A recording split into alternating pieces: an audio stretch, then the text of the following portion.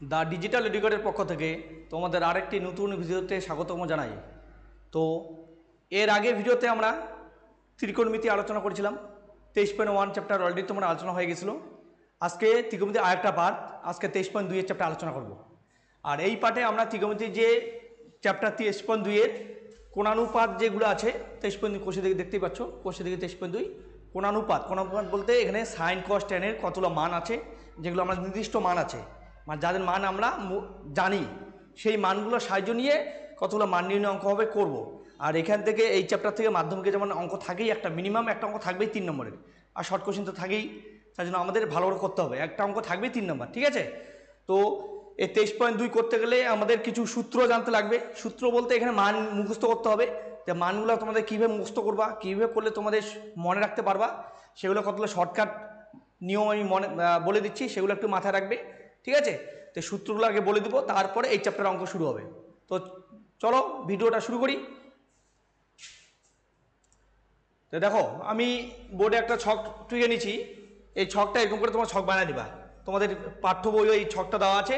তো এখানে বলে দেওয়া নেই যে মানটা কীভাবে বের করা হয়েছে। এই মান বের করার কতগুলো নিয়ম আছে, নিয়মগুলো আমি বলে দিচ্ছি, তাহলে তোমাদের মুখস্থ করতে সুবিধা হবে, ঠিক আছে।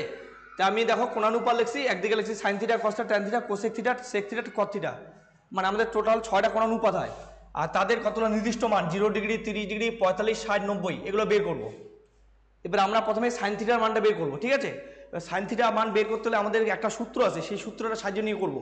কি সূত্র দেখো, সূত্রটা হলো, দেখো প্রথমে আমরা দেখো এখান থেকে 0 দিব, প্রথম ঘরে 0, তারপরে ঘরে 1 দিব, পরপর দিব 0, 1, 2, 3, 4, মানে সিরিয়ালি আমরা প্রথম ঘরটাকে 0 নাম্বার শুরু করবো, তারপরে 1, 2, 3, 4 নাম্বার দেবো। তারপরে কি করবো, প্রত্যেকটাকে আমরা 4 দিয়ে বিভাজ্য করব, মানে 4 দিয়ে ভাগ করব, প্রত্যেকটা সংখ্যাকে নিচে 4 দিয়ে ভাগ করব, প্রত্যেকটা সংখ্যা 4 দিয়ে ভাগ। তারপরে কি করব, এটা রুট ওভার করবো, বর্গমূল করব। এটাই হলো আমাদের নিয়ম, মানে সাইন থিটা বের করার নিয়ম, সাইন থিটার মানগুলো বের করার নিয়ম, মনে রাখবা। তাহলে কি করলাম, প্রত্যেকটাকে প্রথমে আগে সিরিয়ালি নাম্বার দিলাম 0 থেকে 4 পর্যন্ত, 0, 1, 2, 3, 4, তারপরে প্রত্যেকটাকে 4 দিয়ে ভাগ করলাম, তারপরে প্রত্যেকটার বর্গমূল করব। এই বর্গমূলটা করার পর যে মানটা আসবে সেটি আমাদের সাইন থিটা মান বের হবে। দেখো, তো এখানে আমি আগে কার্ডি করি, দেখো 2 আর 4-এর মধ্যে কার্ডি করা যায়, 2 অক্ষ 2, 2 দুগুণি 4, আবার এখানে 4 4-এ কাটাকাটি করা যায়, 4 অক্ষ 4, ঠিক আছে। এবার দেখো, এবার এখানে আমাদের 0 ভাগ 4 আছে, 0কে যদি আমি 4 দিয়ে ভাগ করি কত হয়, 0ই হবে, কারণ 0কে যে কোনো সংখ্যা দিয়ে, যত বড় সংখ্যা হোক না কেন, 0কে যদি আমি ভাগ করি তাহলে 0ই হয়, ঠিক আছে। এবার 0 রুট করলে 0ই হবে, তাহলে এখানে আমরা লিখবো 0, ঠিক আছে। তাহলে সাইন থিটা 0 ডিগ্রি মান 0 বেরোলো। সেম এটাকে করবো, দেখো এটা তো 1/4 আছে, কার্ডি বা ভাগ যাবে না, আমরা কি করবো, বর্গমূল করবো। 1-এর বর্গমূল আমরা জানি 1 অক্ষ একই হয়, রুট মানে কি বর্গমূল, 1-এর বর্গমূল একই হয়, আর 4-এর বর্গমূল 2, 2 দুগুণি 4, তাহলে 1/2 লিখলাম, ঠিক আছে।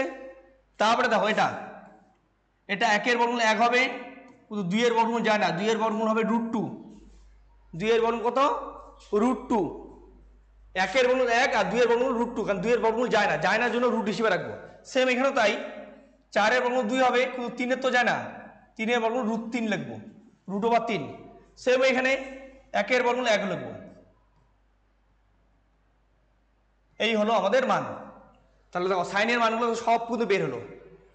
তাহলে তোমরা এই যদি নিয়মটা জানা থাকে, তাহলে সাইন থিটার মান আরামে বের করে নিতে পারবা, কারণ আমাদের সাইন থিটার মানটা বেশি কাজ হবে। সাইন থিটার মান যখন বের করতে পারো, তখন বাকিগুলো অটোমেটিক বের হয়ে যাবে। তাহলে অবশ্যই সাইন থিটার মানটা, এই নিয়মটা মনে রাখবা।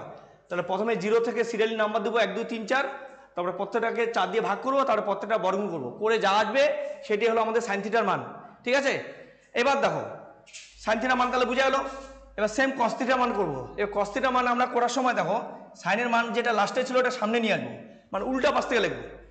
যেটা 90-তে ছিল ওটা 0-তে আসবে, যেটা 60-এ ছিল ওটা 30-এ আসবে, আর যেটা 0-তে ছিল 90-এ যাবে, কারণ আমরা জানি সাইন আর কস পরস্পর পুরোকোণ চ্যাপ্টার এখনো আলোচনা করা তো হয়নি, পুরোকোণ যখন করাবো তখন তোমাদের আরো ক্লিয়ার হয়ে যাবে, ঠিক আছে।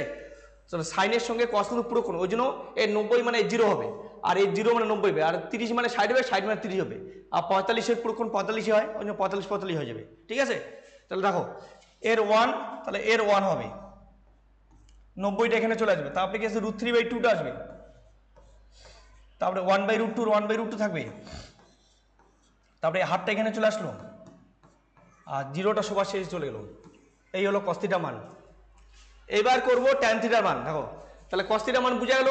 সাইন থিটার মানগুলোকে যদি আমি পিছন দিক থেকে উল্টো পাশ থেকে লিখি তাহলে আমাদের cos থিটার মান বের হয়ে যায়।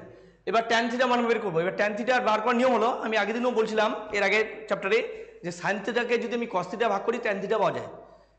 ট্যান থিটা বার করার নিয়ম হলো সাইন আর cos যে মানটা বেরিয়েছে এটা ভাগ করে এখানে বসাইতে হবে। এটা যদি ভাগ করে বসাইতে পারি আমার ট্যান থিটা মান হয়ে যাবে। তাহলে জিরোকে 1 দিয়ে ভাগ করলে জিরো হয়, জিরোকে তোমরা 1 দিয়ে ভাগ করে দেখবা, জিরোকে কোনো সঙ্গে ভাগ জিরো। এর হাফকে 1/√3/2 দিয়ে যদি ভাগ করে দাও 2 2 কাটা যাবে, তাহলে কি থাকবে 1/√3 থাকবে। তাহলে এখানে হবে 1/√3, ঠিক আছে। তারপরে কি হবে, এটাকে এটা দিয়ে ভাগ করলে √2 কাটা হলো একই হয়, তাই না, এক হয়, তাহলে 1 লিখলাম। সেম এটা 2 2 কাটা যাবে, √3/1 মানে √3 হবে, √3 কে 1 দিয়ে ভাগ করলে √3 হয়। আর এই শেষেরটা 1 কে 0 দিয়ে ভাগ, মনে একবার 0 কে 1 দিয়ে ভাগ করলে 0 হয়, কিন্তু 1 কে 0 দিয়ে পৃথিবীতে কোনো সঙ্গে ভাগ করতে পারি না আমরা, ভাগ আমরা মিলাইতে পারবো না। ওই জন্য এটাকে আমরা অসঙ্গত লিখবো। এই অসঙ্গত এরকম চিহ্ন দেবো, ইনফিনিটি চিহ্ন বা অসঙ্গত বানান করে লিখবো, এটা অসংজ্ঞাত, এটা মাথা রাখবা। 0 দিয়ে কোনো সঙ্গে ভাগ করলে সেই ভাগ আমরা ইনফিনিটি হয়ে যায়, মানে কোনো মিল থাকে না, অসীম বা অসঙ্গত বা এই চিহ্নটা দিয়ে রাখবা, ঠিক আছে। তাহলে 3টা সূত্র তোমাদের আশা করি বোঝা গেল। সাইন কীভাবে করলাম, সাইন প্রথমে মানটা সূত্রটা দিয়ে করছি, তারপর সাইনকে উল্টা দিক থেকে লিখছি কস হয়ে গেছে, আর ট্যান হচ্ছে সাইনকে কস দিয়ে ভাগ করলে ট্যান হচ্ছে।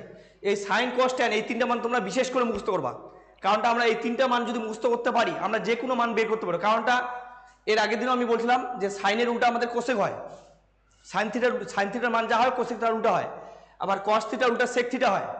তাহলে কস থিটা যদি আমার জানা থাকে সেক থিটাটা আমি অটোমেটিক বের করতে পারবো। আর ট্যান থিটার উল্টা কি হয়, কস থিটা, তা ট্যান থিটাকে যদি আমি উল্টা দিলে কস থিটা বের হয়ে যাবে। তার জন্য মেনলি তোমরা এই সাইন কস ট্যান এই 3টা ভালো করে মুখস্থ করবো বাড়িতে। এই 3টা যদি মুখস্থ করতে পারো তোমরা অটোমেটিক বাকি 3টা পারবা, ঠিক আছে। তাহলে আমি এবার দেখো উল্টা ভাবে কীভাবে করতে, দেখো কোসেক থিটা, জিরোর উল্টা কি হবে, এবার জিরোর নিচে কিছু নেই, মানে মনে মনে ধরে 1 আছে। এবার 1কে যদি আমি উল্টাই দিই উপরে 1 0, এবার 0 দিয়ে কোনো সঙ্গে ভাগ যায় না, একটু আগে বললাম 1/0 ভাগ করে অসঙ্গত হয়, তাহলে জিরোর উল্টা এখানে অসঙ্গত হবে, ঠিক আছে। আবার হাফের 1/2 উল্টা কি হবে 2/1, 2 1 2 হয়, হাফের উল্টা কথা 2 হয়, 2 এর নিচে 1 দেওয়া না সমান দিলাম না 1। আবার 1/√2 উল্টা √2 হবে, আর √3/2 এর উল্টা 2/√3 হবে, আর 1 উল্টা কি হয়, ঠিক আছে। তাহলে এটা কি বেরোলো, কোসেক থিটা মান বেরোলো, সাইন থিটার মান থেকে কোসেক থিটা মান বের করলাম। এবার সেম সেক থিটা বের করবো, সেক থিটা কস থিটার উল্টা হবে, এখানে 1 এর উল্টা 1 হয়, √3/2 এর উল্টা 2/√3 হবে, 1/√2 উল্টা √2 হবে, হাফের উল্টা 2 হবে, আর জিরোর উল্টা কি হবে, অসঙ্গত হবে, জিরোর উল্টা অসঙ্গত হয়, ঠিক আছে। তাহলে সাইন থিটা কস থিটা পাইলাম, ট্যান থিটা পাইছি, কোসেক থিটা পাইলাম, সেক থিটা পাইলাম। এবার আমরা করবো কস থিটা। এই কস থিটাটা ঠিক ট্যান থিটার উল্টা হবে। এই যে জিরোর উল্টা কি হয় এটা লিখবো এখানে, জিরোর উল্টা কি হবে, অসঙ্গত। 1/√3 এর উল্টা খালি √3, 1কে উল্টা লিখলে একই হয়, ঠিক আছে। আর √3 উল্টা হলো 1/√3, √3 কে যদি উল্টা লিখি, √3 নিচে কিছু মানে মনে 1 ধরবা, 1/√3 হয়ে যাবে। আর অসঙ্গতকে যদি উল্টা লিখি 0 হবে, 0 উল্টা যেমন অসঙ্গত হয়, অসঙ্গত উল্টা 0। এই হলো আমাদের টোটাল 5টা করে, টোটাল করা হলো 6টা, 530টা মান। তো তোমরা এতগুলো মান মুখস্থ যদি করতে যাও অনেক ঝামেলা হবে, মাথায় থাকবে না। ওই জন্য তোমরা চেষ্টা করবে খালি সাইন কস আর ট্যান এই 3 3 9টা মান মুখস্থ করার। এই যে সাইনের 3টা, কসের 3টা, ট্যানের 3টা, 30 45 60 করবা, কারণ 0 আর 90 খুব একটা আমাদের কাজে লাগে না, আমাদের 30 45 60 এই 3টা মান কাজে লাগে। তাহলে এই 3টা মান যদি 3 3 9টা মান মুখস্থ করো, বাকি 9টা মান অটোমেটিক উল্টাই দিলে হয়ে যাবে। তাই জন্য তোমরা বাড়িতে বিশেষ করে 3 3 9টা মান, সাইনের 3টা, কসের 3টা, ট্যানের 3টা মুখস্থ করবা, ঠিক আছে। তো বাড়িতে এটা একটু দেখে নিবা, কারণ এই সূত্রগুলো মানগুলো যদি তোমরা মনে রাখতে না পারো তাহলে তোমার পরে গিয়ে অনেক অসুবিধা হবে, কারণ এই মানগুলো সাইজে আমাদের অনেক অঙ্ক হবে, ঠিক আছে। তো তোমরা অবশ্যই বাড়িতে এই ছকটাকে একটু ভালো করে প্র্যাকটিস করতে থাকবে, ঠিক আছে। তো আমরা আজকে অঙ্ক শুরু করি। এই মানের সাহায্যে অঙ্ক 1 নম্বর অঙ্ক কি